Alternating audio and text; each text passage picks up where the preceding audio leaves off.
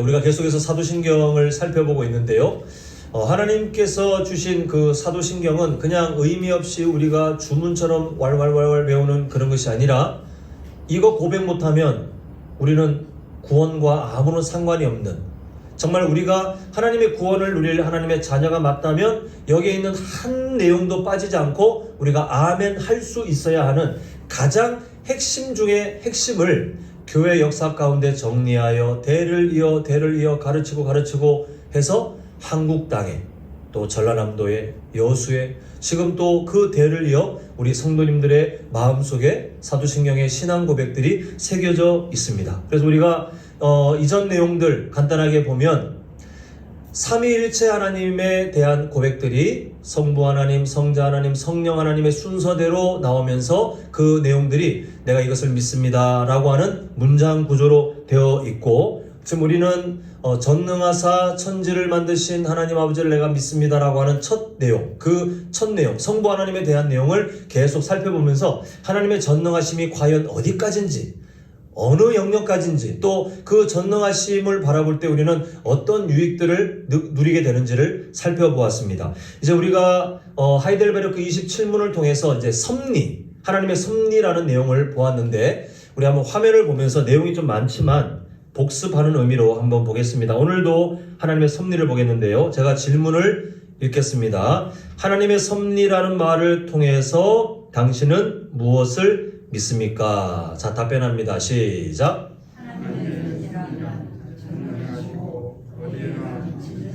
하나님의 힘을 가리키는, 이 힘으로 그가 하늘과 땅과 모든 창조 세계를 그의 손으로 여전히 붙들고 계시며 말씀하시는데, 일체와 힘을 기억하며 풍경과 균형, 먹는 것과 마시는 것, 건강과 생명과 하나님의 모든 것들이 아무렇게나 주어지는 것이 아니라 아버지와 같은 그의 손으로부터 누구에게요? 우리에게 온다는 것을 의미합니다. 그 내용이 길지만 제가 저번 주에 말씀드렸던 내용 혹시 기억하실지 모르겠는데, 섭리를 두 말로 딱 줄일 수 있다고 했습니다. 하나는 보존하심, 하나는 다스리심. 기억나시죠? 그죠? 보존하심. 하나님이 이 세상을 창조하셨는데 우리가 그때 봐야 될 게 뭐냐면, 이 하나님의 보존하심의 그 범위가 어디까지인지를 잘 보니까 타락 이후에요. 타락 이후에 이 세상이 죄의 저주로 다 오염되어 있음에도 불구하고 하나님은 긍휼한 마음으로 망하도록 두시는 것이 아니라 유지되도록, 그 안에서 사람들이 살아가도록 약속하신 여자의 후손 예수 그리스도께서 오시고 그 복음이 사람들에게 전파되는 그 시간들을 하나님이 확보해 주시기 위해 죄로 오염된 세상이지만 하나님은 보존해 오셨고, 그리고 다스리심은 우리가 다스리심을 볼 때 오해를 피해야 된다고 말씀드렸습니다. 그게 뭐냐 하면 하나님의 다스리심, 하나님의 역사, 하나님의 일하심이라고 생각하면 우리는 자꾸 좁게 봐가지고 마치 기적 아니면 뭔가 엄청난 사건, 그것만 상상하는데 그게 아니라고 했죠. 우리의 일상조차도, 우리의 희노애락, 생로병사, 그 모든 것들이 지금 화면에 보여지는 내용처럼 아무렇게나 주어지는 것이 아니라 아버지와 같은 그 하나님의 긍휼한 손으로부터 누구에게 온다고요? 우리에게 온다는 것을 의미합니다. 참 이게 쉽지 않은 고백인데요. 희노애락, 여기에 우리가 원하는 것은 몇 개 없잖아요. 애락, 애가 슬픔이죠. 락. 하나님께서 주시는 그의 손으로부터 오는 것 중에 우리가 누리고 싶지 않은 것들이 있어요. 생로병사. 그 안에 우리가 원치 않은 것들이 있지만, 그러나 전능하신 하나님 앞에 우리가 어떤 고백이 진짜 성숙한 고백이냐면, 하나님 저의 인생 가운데 희노애락 그 모든 것도 사실은 하나님의 다스림 가운데 있고, 제가 태어나고 때로는 병들고 점점 연약해지고 결국 정해진 그 때를 따라 이 세상을 떠나는 그 모든 것도 하나님의 다스림 가운데 있습니다 라고 우리가 고백하는 것, 그게 진짜 정말 성숙한 그리스도인의 삶이거든요. 그래서 결국 섭리는 다시 한번 설명드리지만 두 단어, 보존하심과 다스리심, 우리는 이 두 가지 단어를 통해서 이해할 수 있는데, 오늘 좀 더 이 하나님의 섭리라는 단어에 대해서 조금만 더 깊이 들어가 보고자 합니다. 자, 전능하사 천지를 만드신 하나님 할 때 이 만드신이라는 말에는 하나님께서 이 세상을 만드시고 아까 전에 말씀드린 것처럼 보존하시고 다스리신다는 내용이 다 포함되어 있는데 한번 이런 질문을 드려볼게요. 우리 성도님들이 뭐 우리나라의 위정자, 우리나라의 통치자 한번 상상해 보시면 역대 뭐 조선시대 뭐 고려 다 마찬가지예요. 어떤 통치자가 있는데 만약에 앞으로 그 통치자의 역사가 쭉 되어지면서 앞으로 우리나라에 또 다른 통치자가 세워지겠죠. 그때 상상을 한번 해봅니다. 자, 힘이 있어요. 힘이 있는데 카리스마도 없고 힘이 있는데 원칙이 없어요. 이런 통치자가 있다면 우리는 어떤 세상을 살까요? 반대로 이번에는 원칙이 분명해요. 진리, 원칙이 근데 힘이 하나도 없어요. 뭘 추진할 수 없는 그런 힘이 없는 사람이에요. 이 두 경우 다 우리에게는 좋지 않습니다. 그죠? 힘이 있는데 원칙이 없는 사람은 다 자기 기분대로 결국은 폭군이 돼요. 자기 뜻대로, 자기 마음대로 폭군이 돼요. 반대로 원칙은 있지만, 바른 원칙은 있지만 힘이 없으면 무능력한 통치자가 돼서 결국 또 그 세상은 그렇게 좋지 않은 세상이 됩니다. 우리가 하나님의 그 다스리심, 하나님의 통치하심을 생각할 때 우리가 참 안도할 수 있는 게 뭐냐 하면 하나님은 힘도 있으시고 하나님은 원칙도 있으신데 이 원칙이 우리가 납득하지 못할 것이 아니라 사랑이 막 선하시고 신실하시고 그리고 항상 변치 않는 들쑥날쑥 막 기분 따라 이랬다 저랬다 얼마나 우리가 막 마음 졸여야 돼요. 그게 아니라 성경 66권에 내가 이렇다라고 우리한테 먼저 알려주셨어요. 그리고 그 말씀대로 일하시는 하나님. 그래서 힘도 있고 그러나 선하신 원칙도 갖고 있는 하나님께서 우리의 선한 목자가 되시기 때문에 우리는 안심하고 하나님을 신뢰하고 하나님께 기대어 살 수 있는데 근데 이때 이 선하시고 전능하신 하나님, 힘도 있고 원칙도 있는 하나님께서 이 세상을 보존하시고 다스리실 때에 일하시는 방식을 보니까 두 가지 모습이 있더라는 거예요. 하나는 거의 대다수의 시간 가운데 나타나는 상식적인 면, 그러니까 우리가 그냥 익히 아는 상식적인 면도 있는데 반대로 이 상식을 뛰어넘는 기적과 같은 그런 일들도 간혹 있더라는 것입니다. 그럼 우리가 아는 상식적인 면은요, 이것을 하나님께서 이 세상을 만드실 때에 그렇게 되라라고 명령하셨고 정말 이 모든 우주 만물들이 하나님께서 말씀하신 그 규칙대로 그렇게 되어지고 있어요. 그렇게 운행되고 있고 유지되고 있어요. 근데 이 사람들이 처음에는 몰랐지만 점점 지식이 누적되고 더 누적되고 연구할 수 있는 범위가 점점 더 넓어지고 깊어지다 보니 사람들이 이 세상에 뭔가 법칙이 있다. 변치 않는 뭔가 법칙이 있네. 찾아보니 그게 바로 과학이에요. 과학. 그게 바로 물리학 아니 무슨 역학 이러면서 이 세상에 하나님이 그냥 당연하게 돌아가도록 늘 일정하게 돌아가도록 하신 그 법칙 하나님께서 만드신 상식적인 면을 찾아 놓아서 정리한 게 바로 우리가 그냥 흔히 들었던 과학이라는 말이에요.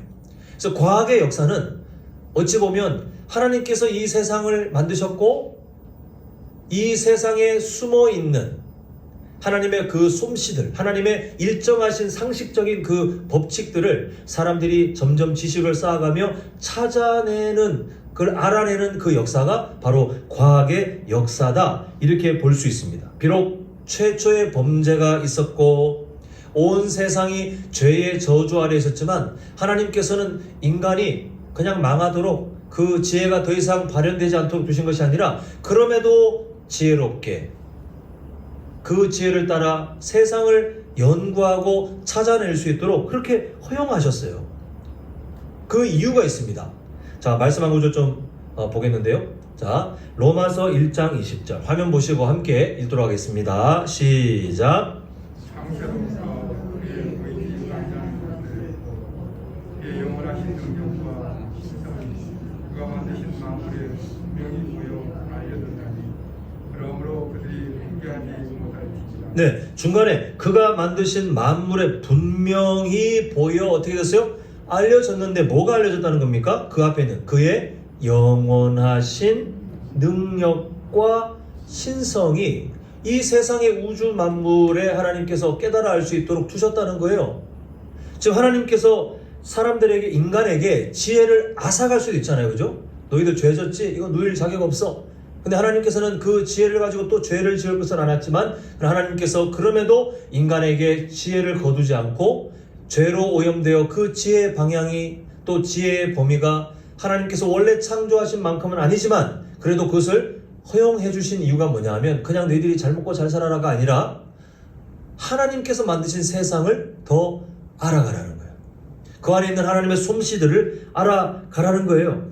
그래서 하나님의 마음은 이 세상을 사람들이 살펴봄을 통해서 하나님의 존재하심도 보고 하나님의 보존하심도 깨닫고 하나님의 다스리심도 알면서 겸손하게 그렇게 깨달아 알아가길 바라셨는데, 그러나 세상 사람들, 하나님을 부정하는 사람들, 그 사람들은 오히려 하나님께서 상식적으로 그냥 이 세상이 그렇게 돌아가라 라고 하신 그 법칙을 과학이라고 명명한 다음에 이 과학이 절대 진리, 하나님을 뛰어넘는 절대 진리로 깨닫고는, 생각하고는 과학적으로 보기에 하나님은 존재하지 않아, 과학적으로 보기에 성경은 다 가짜야 라고 오히려 하나님께서 만드신 것으로 하나님을 부정하는 참 안타까운 일들을 만들어내기 시작했습니다. 그래서 세상 사람들이 친한 사람들에게 전도하고 또 성경에 이렇게 하나님의 진리가 있어라고 하면 흔히들 하는 말이 뭐냐면, 야, 성경이 과학적으로 말이 돼?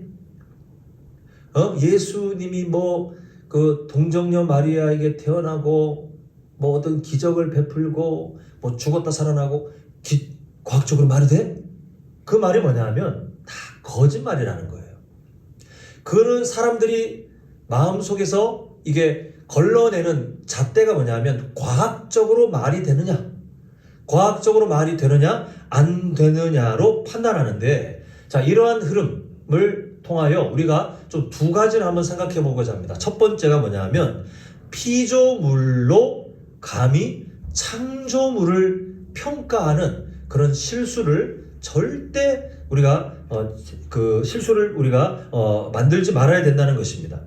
자, 하나님께서 이 세상을 통치하시면서 만드신 세상의 상식적인 법칙을 우리는 과학이라고 한다고 했는데, 근데 하나님의 피조물이에요. 결국 법칙이에요. 그냥 하나님께서 만드신 세상이 잘 돌아가도록 만드신 규칙이에요. 그런데 그 과학이 세상 사람들의 눈에는 하나님보다 더 진리, 하나님보다 더 위대한 것으로 보여지는 안타까운 일들이 온 세상 곳곳에 지금도 일어나고 있어요. 무서운 것은 교회 안에서도 그런 기류가 한쪽에 이렇게 숨어 있어요. 무서운 것은 우리의 자녀들이 이미 이런 세상 속에서 막 혼란에 빠져가지고, 성경은 과학적으로 말이 안 되는데 내 교회를 계속 다녀 말이야?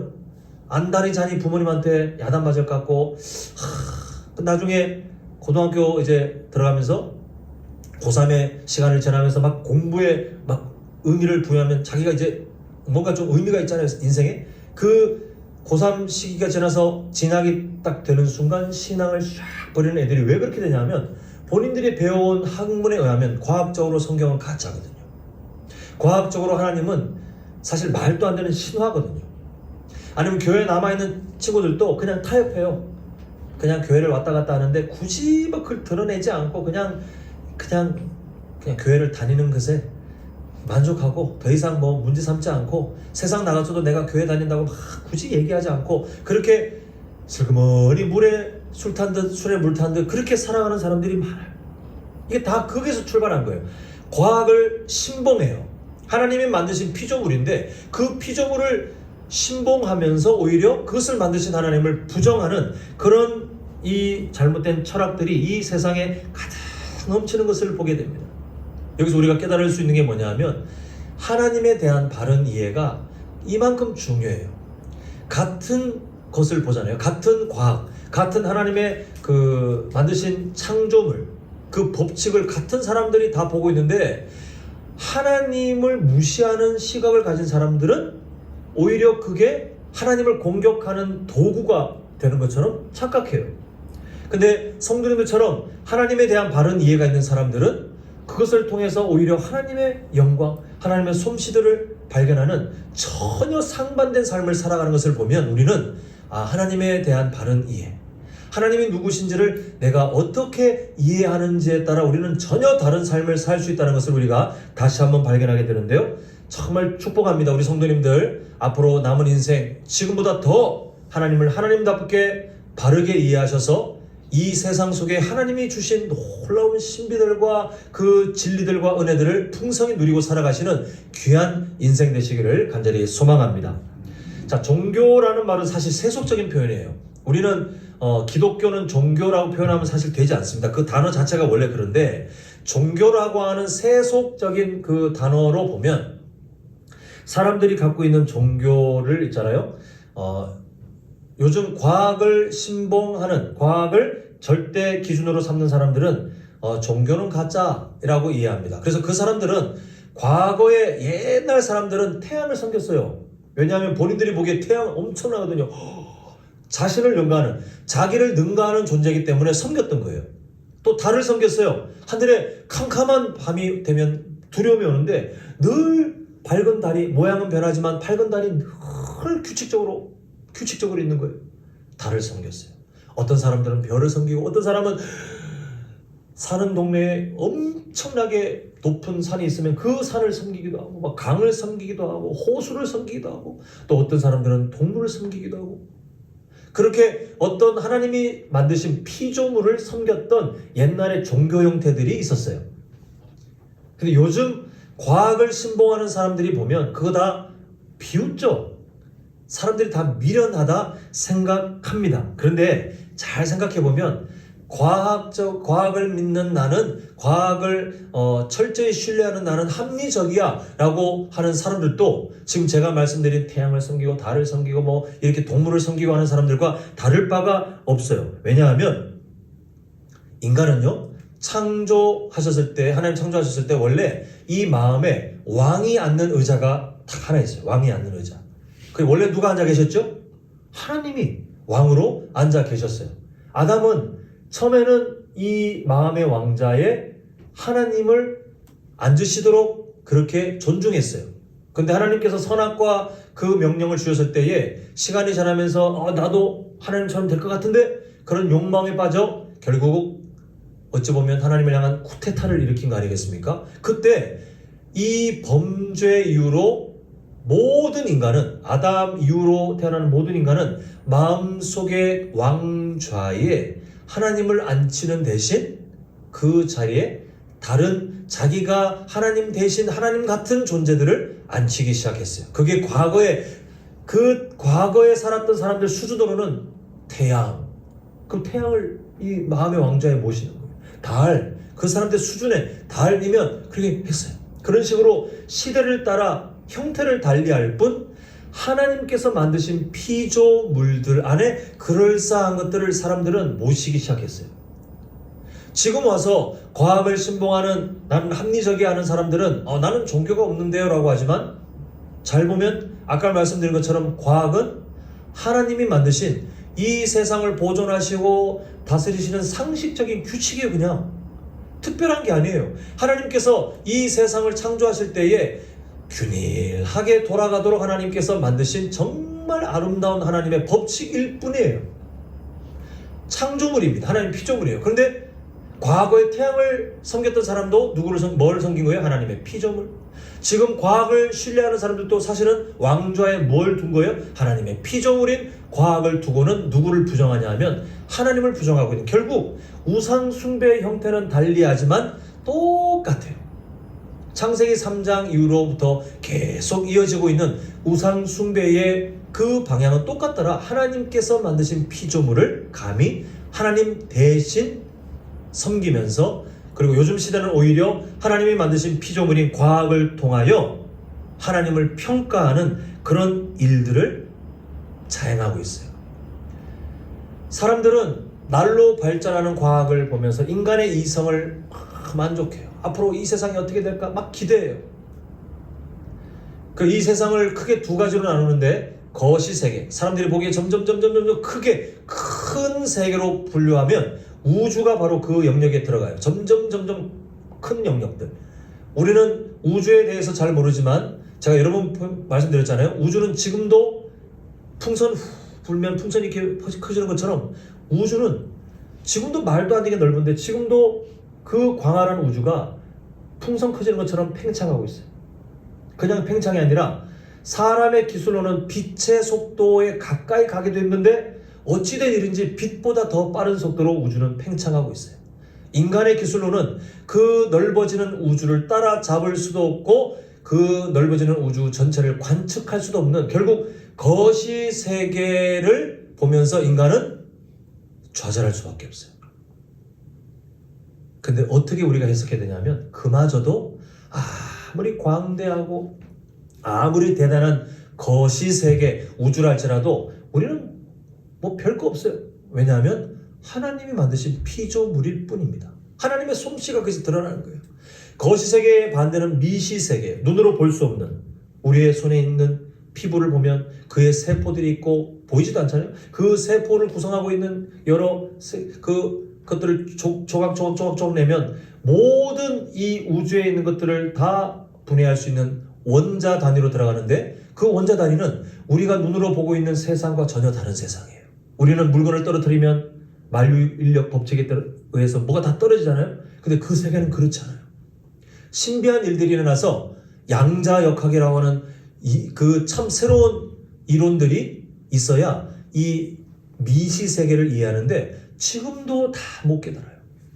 지금도 완전히 이해할 수 없어요. 사람들은 지금도 양자역학의 그 이해하기 힘든 미묘한 신비들을 바라보면서 막 연구하고 매달리고 있지만 우리는 간단해요. 하나님의 피조물일 뿐입니다. 그게 아무리 신비롭고 아무리 대단하고 거시세계를 포함해서 아무리 광활한 정말 인간으로 보자면 우와 대단하다 할지라도 그러나 그것을 하나님보다 대신할 수 없는 이유가 뭐냐면 그걸 누가 만드셨다는 거예요. 다 하나님께서 정말 섬세하고 아름다운 규칙으로 거시세계도 미시세계도 완전히 다른 세계 같지만 그러나 모두가 어우러져서 하나님께서 보존하시고 다스리시는 것에 순종하여 지금도 상식적인 그 규칙들이 계속해서 반복되어 우리는 그 우주를 살아가고 있기 때문에 그게 아무리 대단해 보여도 하나님의 피조물일 뿐이에요.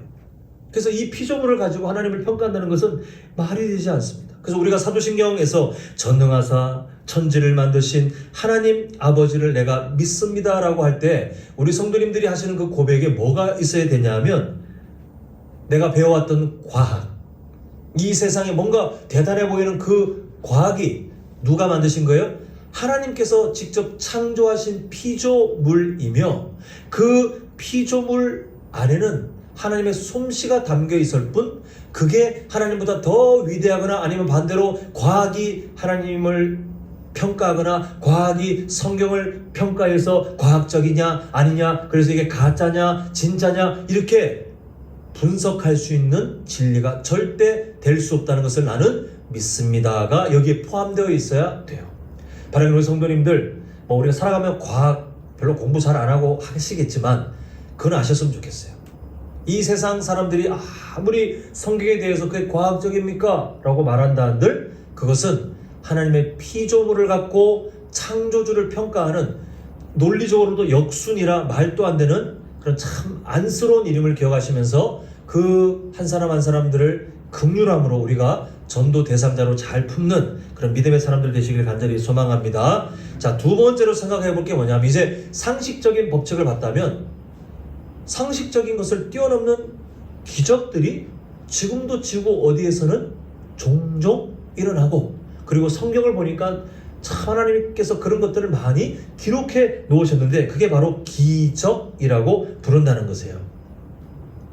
앞서 말씀드린 것처럼 하나님께서는 섭리, 보존하시고 다스리시는데 그 보존하시고 다스리시는 중에서 비중을 보면 그 양의 비중을 보면 우리가 아는 상식적인 법칙으로 상식선 안에서 보존되고 다스림을 받도록 그렇게 하시는데 아주 드물게지만 하나님께서는 때로는 어떤 특별한 목적을 가지고 하나님께서 만드신 상식적인 법칙인 과학의 질서를 뛰어넘어 뭔가를 이뤄내실 때가 분명히 있더라는 것입니다. 그게 성경에 기록된 기적이고 또 우리 성도님들 중에 저는 분명히 기적을 경험했어요.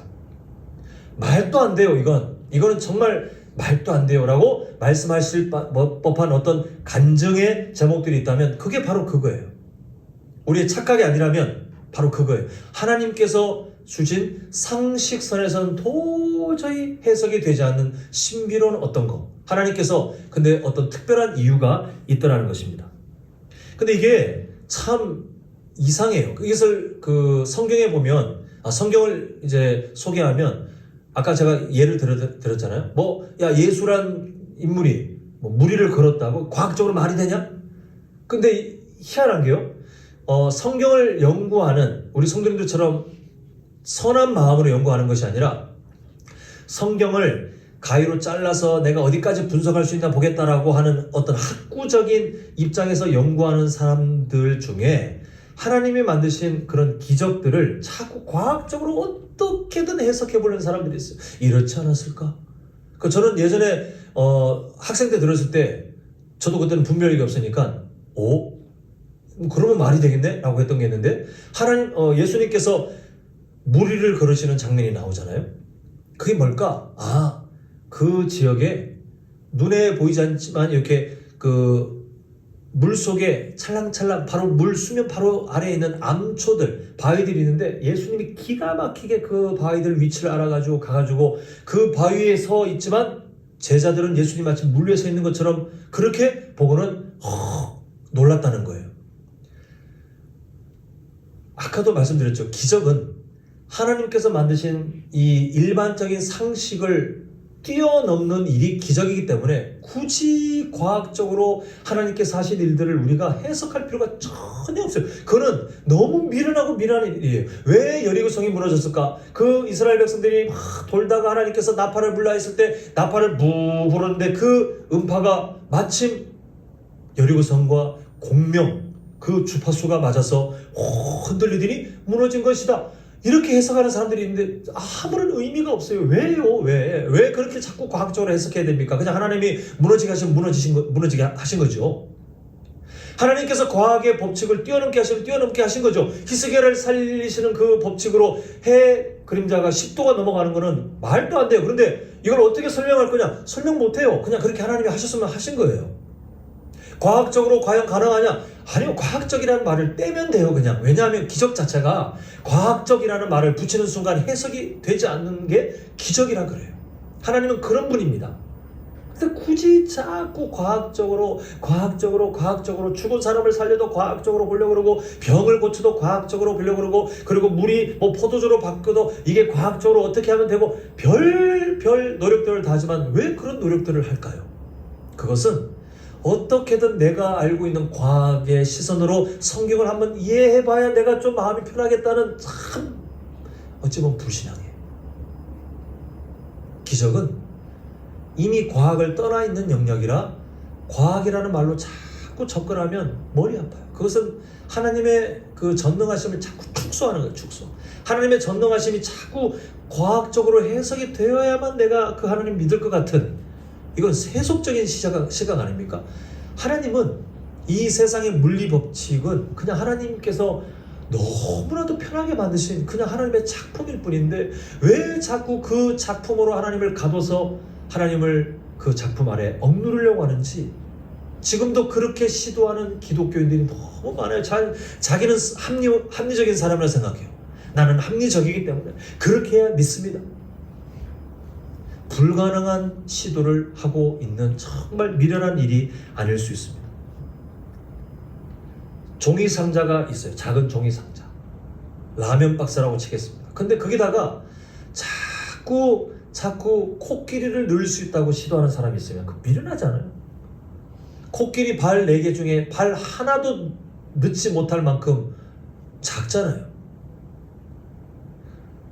인간의 이성, 과학을 그마저도 하나님이 만드신 과학 법칙을 다 이해하지도 못하고 있는 여전히 한계가 많은 인간의 이성으로 그 라면 상자만큼 작은 인간의 이성으로 자꾸 광대하신 하나님을 거기다 우겨 넣으려고 하는데 들어가십니까 하나님이?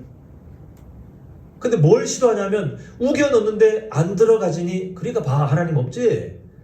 이 라면 상자 같은 내 이성에 하나님이라는 존재가 들어갈 수 없으니까 하나님은 없는 거야 라고 생각하는 게 인간의 미련한 태도예요.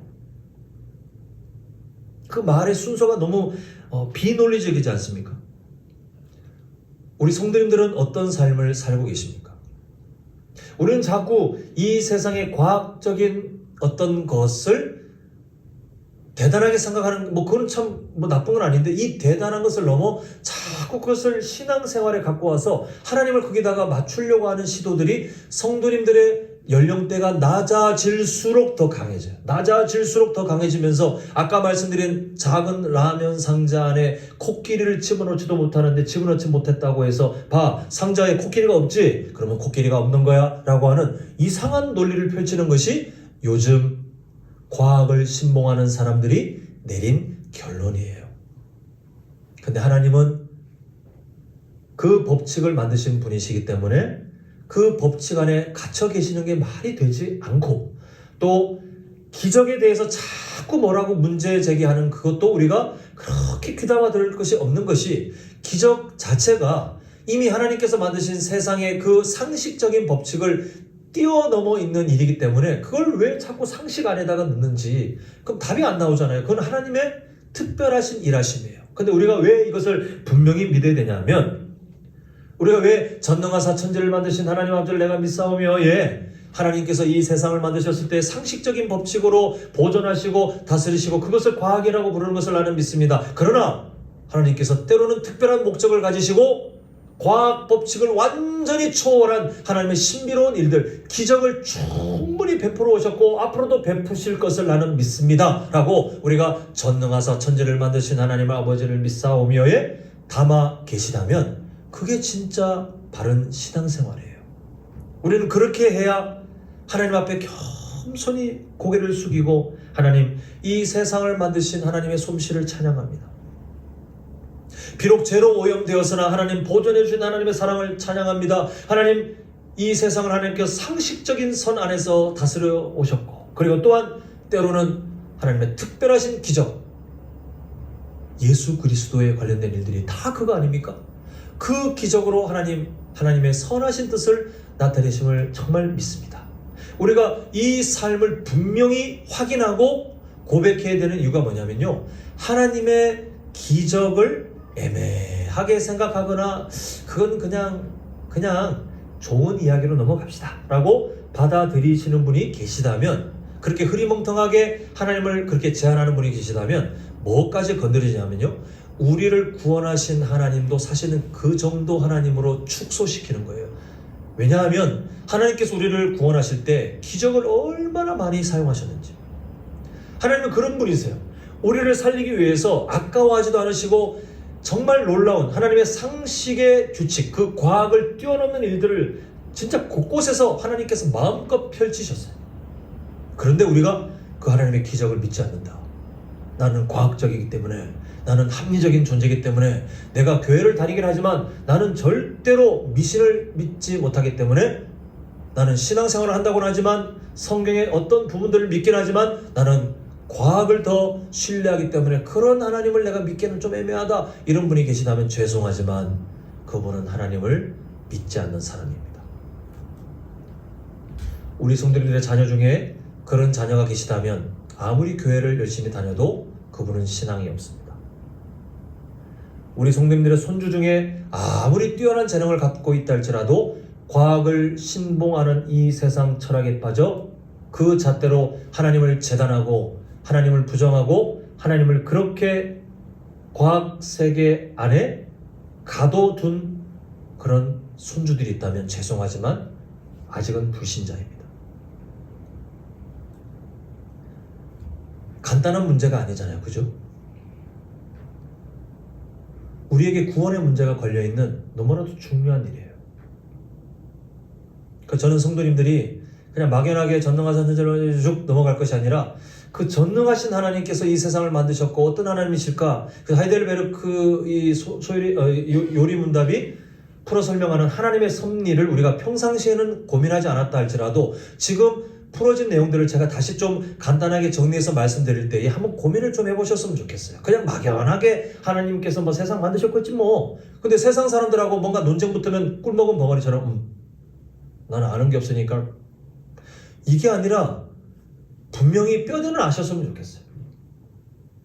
나중에 자녀들이 아니면 손주들이 뭐라 할 때 그걸 다 뭐 학문적으로 말하지 못해도 그러나 이러하다라고, 성경은 이러하고 하나님은 이러하신 분이야 라고 분명하게 그 뼈대들은 말씀해 줄 수 있는 그런 우리 부모님 아니면 우리 조부모님 되셨으면 좋겠어요. 그게 우리가 해야 될 사명이기 때문에 그렇습니다.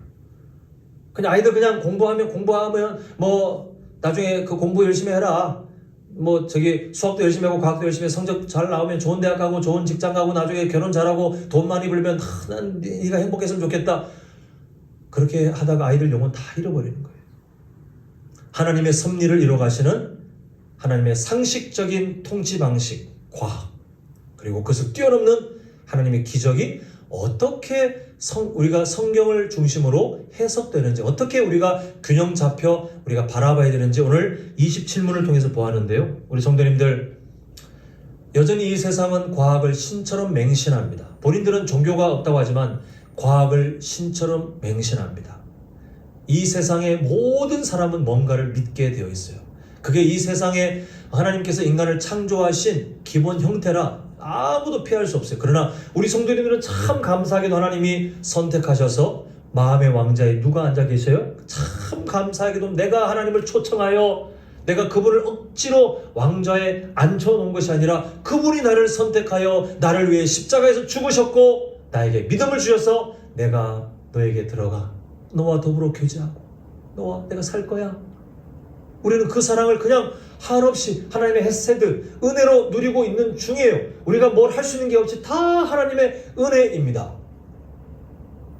근데 그렇지 않은 사람들이 있다는 사실을 기억하시면서 우리 주변에 우리 가족들 중에 우리 손주들 중에 아니면 우리 이웃들 중에 이 과학이라는 신을 섬기며 하나님을 부정하는 사람들이 있다면 그들과 논쟁할 것이 아니라 긍휼한 마음으로 기도하셨으면 좋겠어요.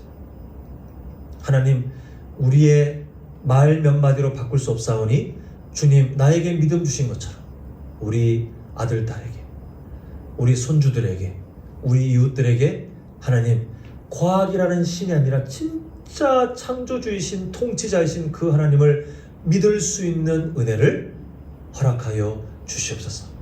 우리가 하나님의 섭리를 바라볼 때 그렇게 다른 한 영혼을 또한 긍휼하게 바라보시는 우리 하나님의 마음을 따라 살아가시는 우리 성도님들 되셔서 정말 성도님들의 기도처럼 한 영혼 한 영혼이 우리처럼 하나님께 겸손히 엎드려 고백하며 함께 하나님의 자녀로 훗날 저 아름다운 천국에서 다 만날 수 있기를 간절히 소망합니다.